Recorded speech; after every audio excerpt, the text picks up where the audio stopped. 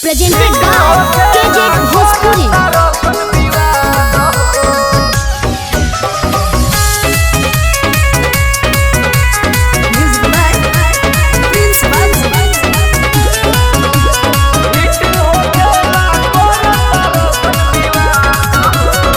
बने लसन बड़ गायक हो नहीं खस कुछ के लायक हो। बने लसन बड़ गायक हो नहीं खस कुछ के लायक हो। खाली करो तरस जतिवाद हो भइल जता भोजपुरी अब बर्बाद हो। हिट हो खेला कर तरसन विवाद हो भइल जता भोजपुरी अब बर्बाद हो।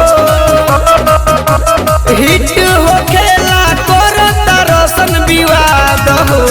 संध्या रिकॉर्डिंग स्टूडियो सीताराम चौराहा कुशीनगर।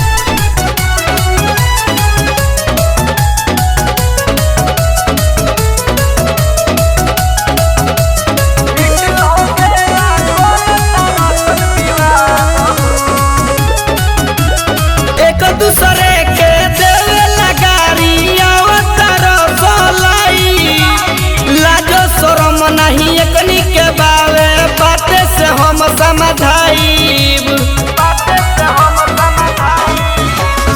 एक दूसरे के देवे लगारी अवतार सोलाई लाजो शरम नहीं एकनी के बावे बाते से हम समझाइब। हीरो बने के लागल बसाध हो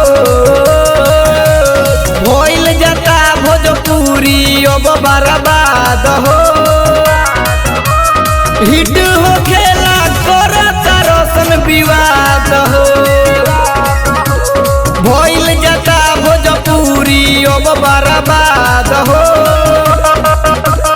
हिट हो खेला कर तरसन विवाद हो।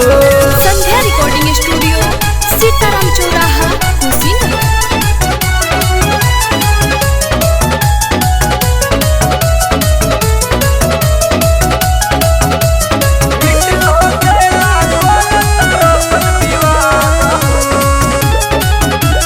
केहू गवेला बाबू साहेब को गाना केहू गवेला हिरान के आदत नया अपन सुधार तरसन डर न बाटे जान के।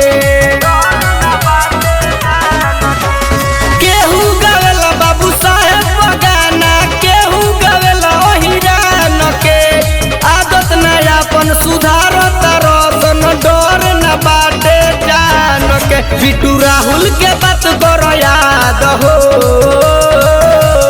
भइल जता भोजपुरी अब बर्बाद हो। हिट हो खेला कर तरसन विवाद हो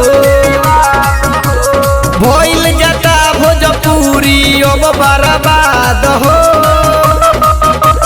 हिट हो खेला कर तरसन विवाद हो।